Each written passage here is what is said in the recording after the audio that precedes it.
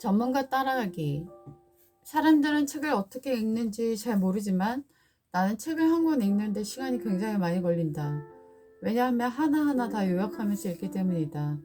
나는 책 한 권을 빌렸는데 2주 만에 다 못 읽어서 2주를 또 빌렸고 이번에도 또 못 읽어서 또 빌려서 6주 동안 책 한 권을 붙잡고 있다. 왜 그러냐 하면 책 한 챕터마다 정독하고 그것에 대한 생각을 다하기 때문에 내용이 점점 더 길어지기 때문이다. 2, 3일에 한 권씩 뚝딱 읽는 사람도 있던데 나는 정말 느림보도 이런 느림보가 없는 것 같다. 오늘 기록학자가 하는 말을 강연으로 들었다. 걔는 기록할 때 중요한 점은 최소화하는 거라고 했다.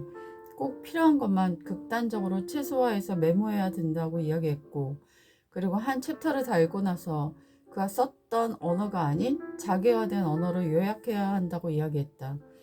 그리고 마지막으로 머릿속에 꼭 남을 만한 내용이 있어야 한다라고 했다. 나는 이 세 가지 중 하나만 해당되는 것 같다. 머릿속에 남는 것이 있다라는 점이다.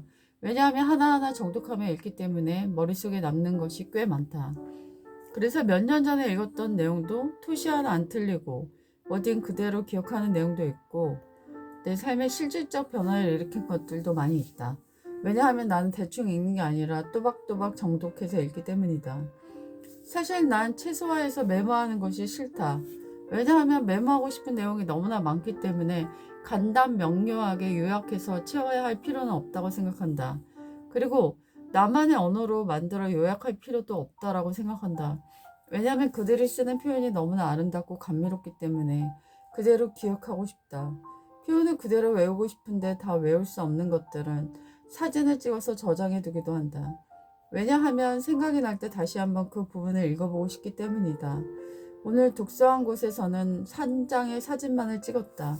표현이 너무 좋았기 때문이다.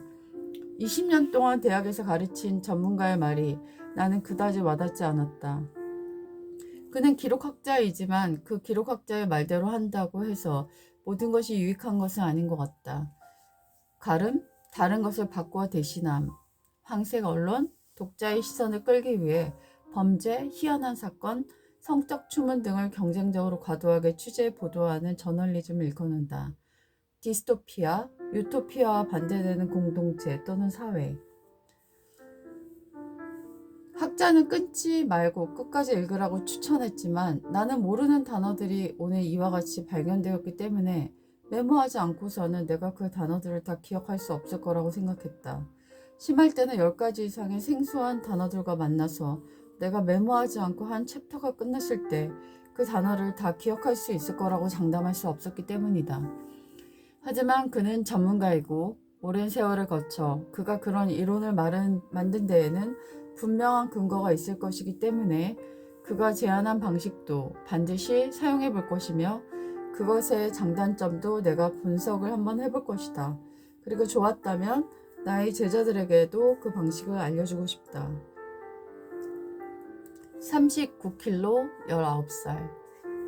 환경을 위해 내가 할 수 있는 것은 음식을 버리지 않는 것인 것 같아서 조금씩 요리를 하고 있고 최대한 안 버리려고 알맞게 요리를 하려고 노력하고 있다.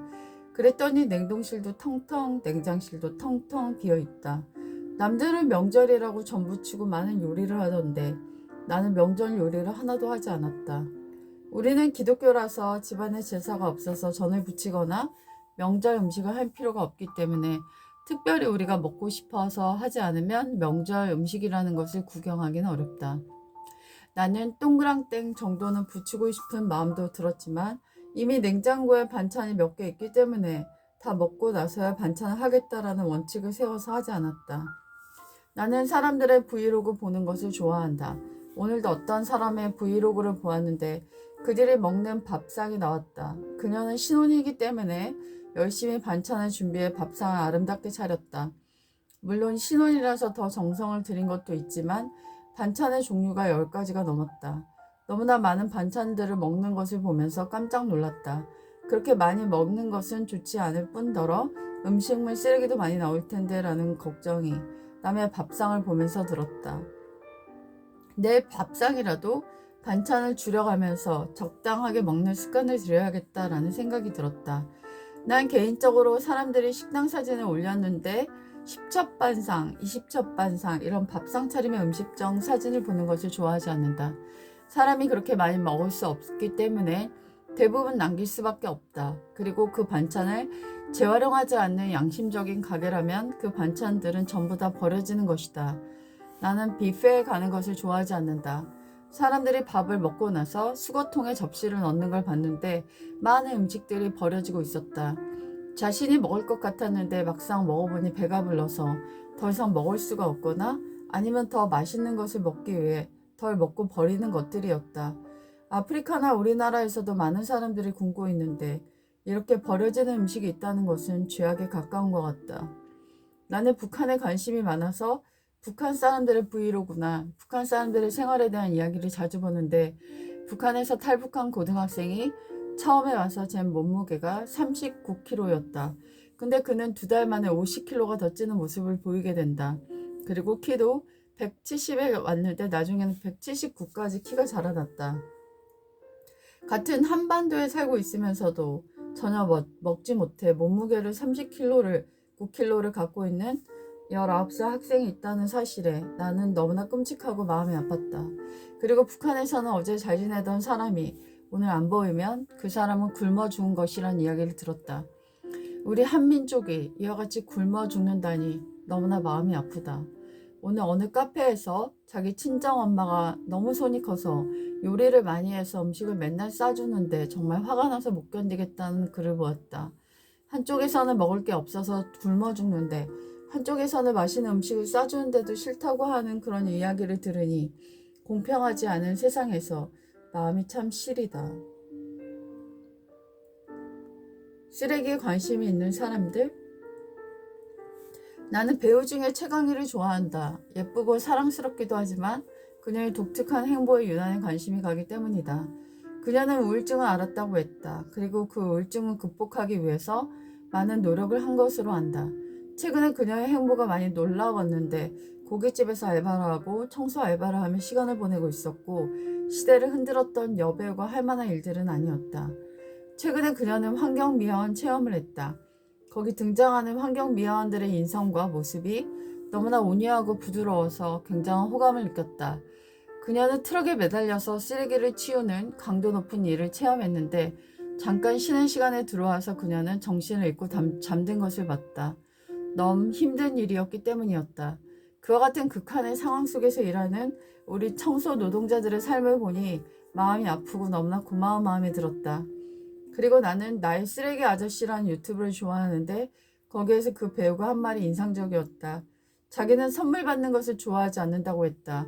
예를 들어 사과 선물을 받았는데 그 사과에 해당되는 포장만 5가지가 넘는다고 했다.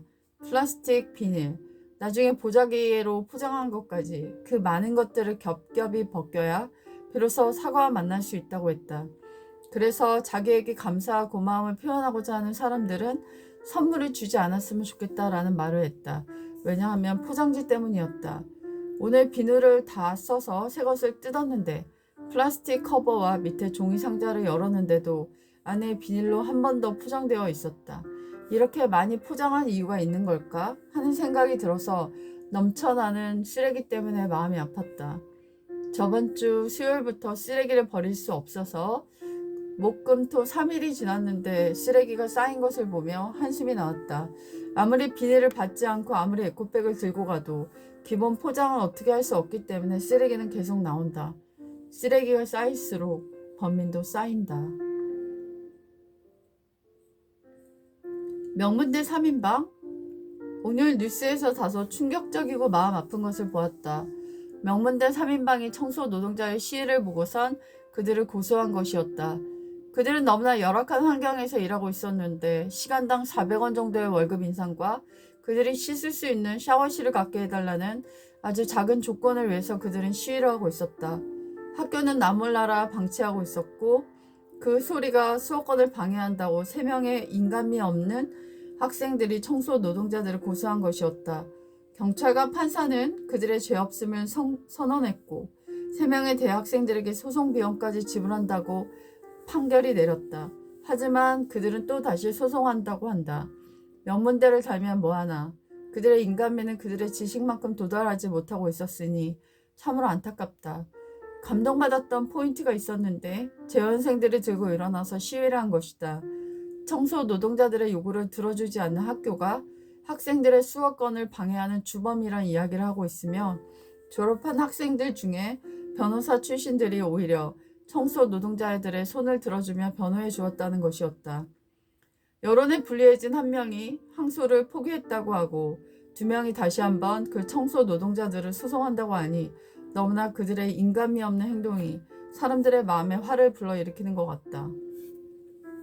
하지만 청소 노동자들의 편에 서준 많은 재원생들의 다수의 목소리가 매우 감동적이었고 그리고 졸업한 의식이 있는 사회인들의 모습이 무척이나 감동이 되어서 나도 모르게 눈물이 났다. 우리나라는 아직까지 살만한 곳이고 그리고 따뜻한 인간미가 살아있는 곳이구나 라는 생각이 들어서 안심이 되는 뉴스였던 것 같다.